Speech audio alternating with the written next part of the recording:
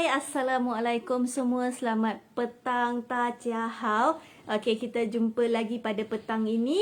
Okey, so seperti yang semua sudah maklum, sepanjang minggu daripada Isnin lepas sehingga ke hari ini, saya banyak sharing mengenai produk.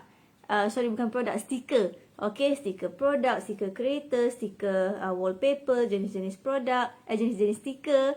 Okey, yang jenis stiker yang berada di pasaran, jenis stiker yang sesuai untuk produk-produk dan sebagainya. Dan semalam akhir sekali saya telah explain, okey, apa yang perlu ada di dalam, maksudnya maklumat apa yang perlu ada di dalam sebuah ataupun sekeping labeling, packaging, okey, untuk stiker. Okey, so antaranya adalah ada empat poin penting semalam. Antaranya adalah brand produk tersebut lah, brand, produk, maklumat untuk dihubungi dan juga tempat yang dikeluarkan. Okey, so sebalik empat itu ada salah satu elemen yang perlu ada dalam stiker produk ataupun packaging produk adalah logo halal jika ada. Okey, terutamanya untuk produk-produk makanan. So, apa itu, kenapa kita perlu ada sijil halal ataupun logo halal terutamanya untuk produk makanan? Okey, kenapa perlu ada sijil, maksudnya sijil halal semestinya selepas kita dapat sijil halal baru boleh kita gunakan logo halal. Okey, so kenapa kita perlu mohon halal adalah kerana majoriti ataupun kita boleh tahu kebanyakan, okey, rakyat di Malaysia adalah rakyat beragama Islam. Okey, so bila adanya logo halal ini sudah semestinya meyakinkan, okey, meyakinkan umat Islam untuk menggunakan produk kita, tak kisahlah produk apa sekalipun. Okey, dan apa yang dimaksudkan dengan halal? Okey, halal bermaksud dibenarkan ataupun disahkan oleh undang-undang Islam. Okey, sama ada produk itu disahkan, premis itu disahkan, tempat itu disahkan. Okey, so apa yang dia halal, dia terbahagi kepada banyak benda. Okey, bukan pada makanan semata-mata. Okey, so bagaimana cara untuk memohon halal? Okey, so hari ni saya nak share lah, sebab sebelum ni ramai usahawan yang macam tertanya-tanya ataupun diorang sanggup. Okey, even ada company yang dah buat sale jualan bulanan puluh-puluh ribu, beratus-ratus ribu, juta-juta ringgit setahun, tapi produk-produk tersebut tidak mempunyai halal. Okey, bagi mereka mungkin proses permohonan itu menyukarkan, okey, ataupun memang betul premis untuk memproses makanan itu tidak melepasi requirement, okey, Jabatan Agama Islam. Itu saya tidak spesifikkanlah apa masalah yang berlaku sebenarnya untuk mereka yang masih tidak memohon halal ataupun halal yang masih belum diluluskan. Okey, sebab kita boleh tengok sebenarnya kalau kita even ada banyak yang produk-produk kita boleh nampak, okey, itu adalah produk Muslim, produk buatan Malaysia. Okey, nama pengilang ni adalah nama Islam contohnya. Okey, tapi bila kita belik-belik packaging dia dan sebagainya, oh, logo halal tak ada pun sebenarnya. So itu kita nanti boleh, even para usahawan, tuan-tuan, puan-puan, boleh pergi tengok, grab sahaja mana-mana produk di rumah anda dan refer balik. Okey, even dekat pasaran pun kita boleh tengok, kat pasar raya pun ada macam-macam, sama ada logo halal ataupun tidak. Okey, so bagaimana untuk memohon sijil halal ini? Para usahawan hanya perlu ke Jabatan Agama Islam untuk setiap negeri masing-masing. Okey, untuk register untuk dapat password, okey, untuk login dan register secara online. Tapi terlebih dahulu perlu ke Jabatan Agama Islam negeri masing-masing dululah. Okey, itu setakat mana yang saya tahu sebelum ini. Okey, tapi kalau untuk PKP ni, kita bagaimana dengan proses dan sebagainya, mungkin ada sedikit perbezaan lah. Okey, mungkin pejabat agama Islam tertutup dan sebagainya. Okey, itu bergantung pada negeri masing-masing. Okey, tapi itu salah satu tempatnya lah. Okey, siapa yang layak untuk memohon sijil halal? Okey, yang pertama adalah pengeluar atau pengilang produk.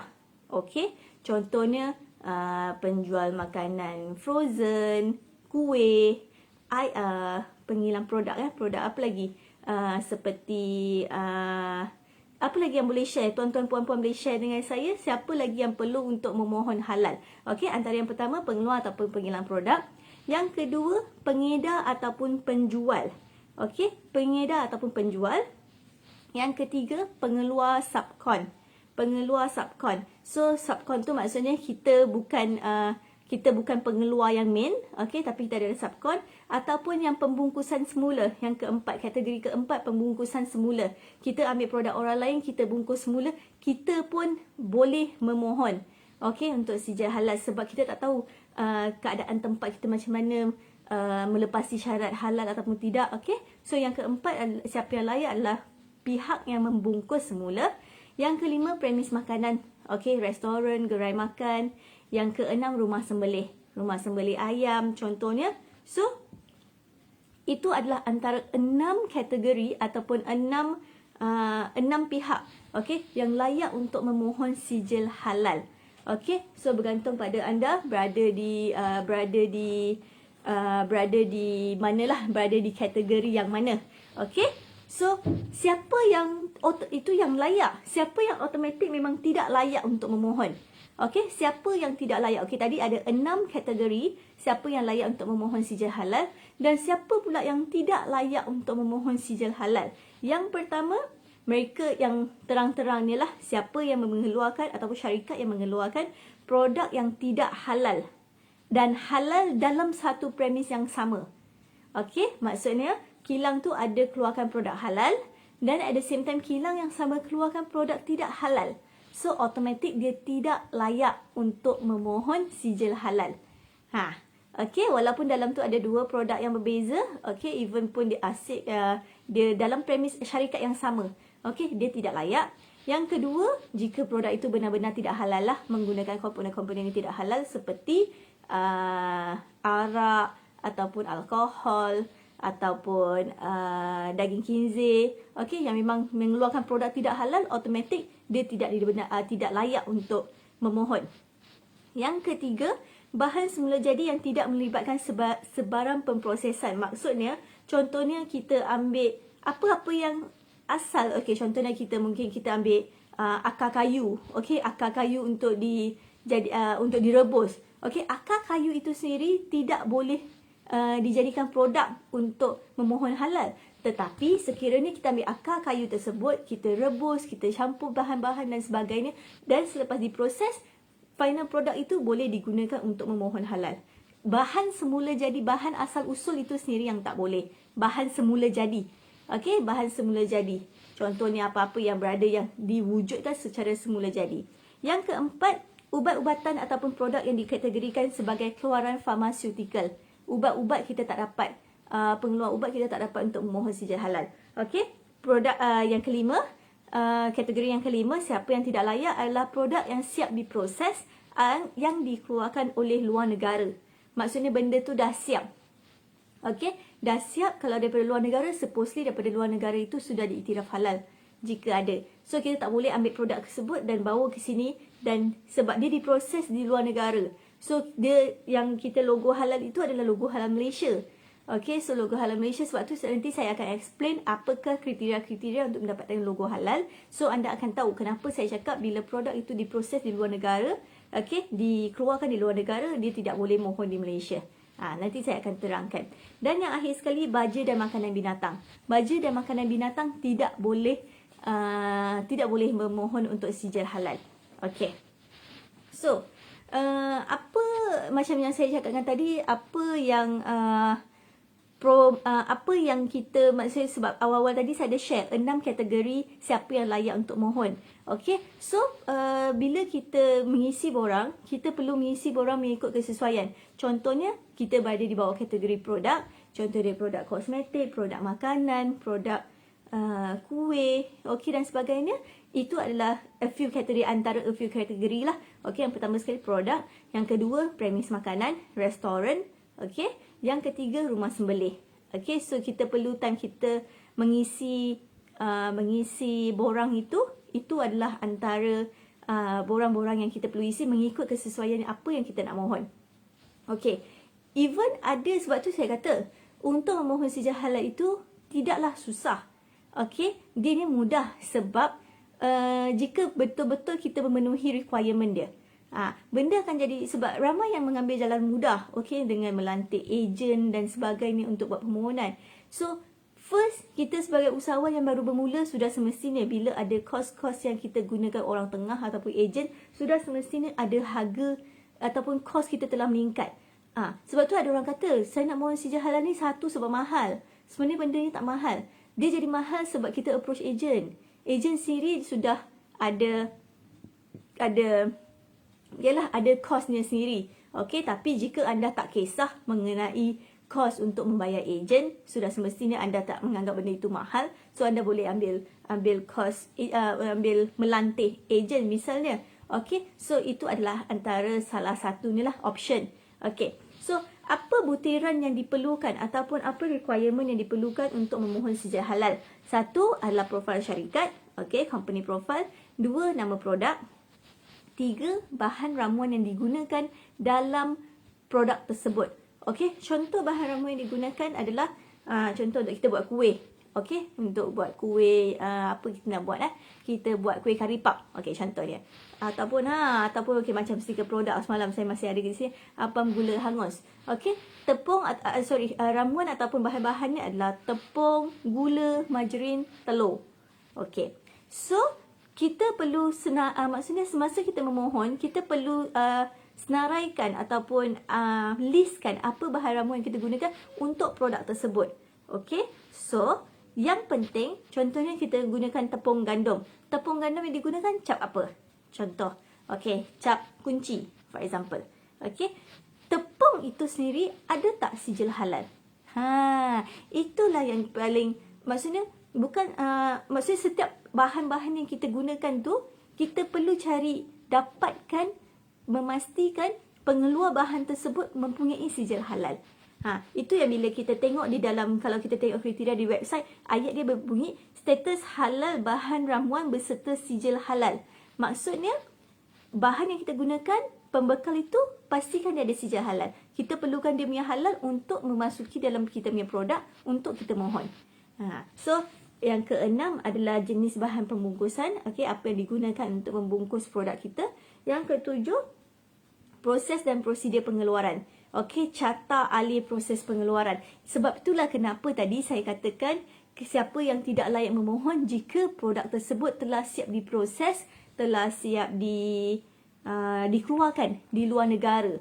Okey, sebab salah satu kriteria untuk kita mohon sijil halal adalah untuk memastikan proses dan prosedur pengeluaran dia macam mana, carta alih dia. Sebab nanti kita akan diaudit oleh bahagian JAKIM. Okey, so kita perlu pastikan benda itu diproses sepenuhnya di Malaysia. Kalau benda tu dah siap proses kat luar negara, so sepatutnya macam saya katakan tadi, dia sepatutnya mendapatkan sijil halal daripada negara di proses tersebut. Okey, so dari seperti yang lain adalah dokumen-dokumen makanan lah. Itu kalau makanan lah, seperti ISO, mesti, okey, itu jika ada. Dan yang ke-9 adalah peta lokasi ataupun di mana lokasi kita berada, premis ataupun kilang. Dan yang terakhir sekali, okey, yang ini semua boleh di-refer pada website jugalah, tapi ini mana yang saya explain lebih lanjut lagi. Pemohon perlu menyediakan fail khas semua dokumen ini sekiranya pemeriksaan dijalankan ke atas premis.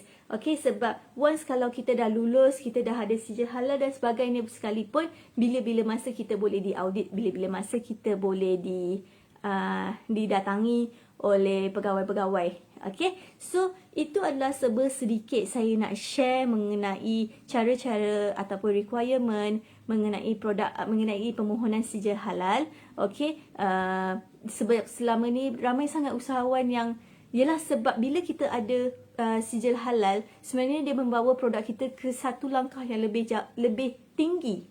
Okey, pertama contohnya misalnya di mana kita nak produkkan, mana kita nak pasarkan produk kita. Okey, depends, sebab ada pasar raya yang dia perlukan produk yang halal sahaja, yang mempunyai sijil halal. Okey, kalau compare dengan yang tak ada sijil halal. So bila kita ada sijil halal, dia sebenarnya membawa kita satu level ke atas. Okey, benda dia mudah.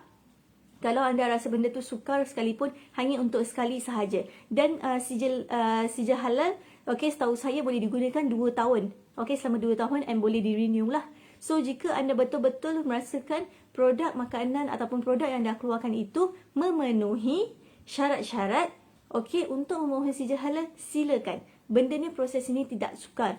Tetapi semestinya once kita dapat result dia, once kita dapat pengiktirafan itu, dapat membawa produk kita satu langkah lebih jauh. So macam yang saya katakan tadi, awal-awal tadi, ada yang kita tak tahu sama ada produk tu halal ataupun tidak. Okey, even ya, satu kita boleh tengok pada packaging. Okey, kedua kita juga boleh semak di website JAKIM.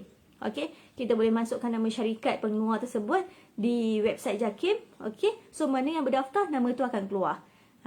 Dia akan keluarkan senarai nama company tu beserta dengan produk-produk apa yang diiktiraf, yang mempunyai sijil halal. Sebab even kalau satu company yang dapat sijil halal, okey, mungkin tak semua produk dia sudah mendapat sijil halal. Mungkin ada yang lain dalam pemprosesan dan sebagainya. So kita boleh semak semua itu dalam website JAKIM.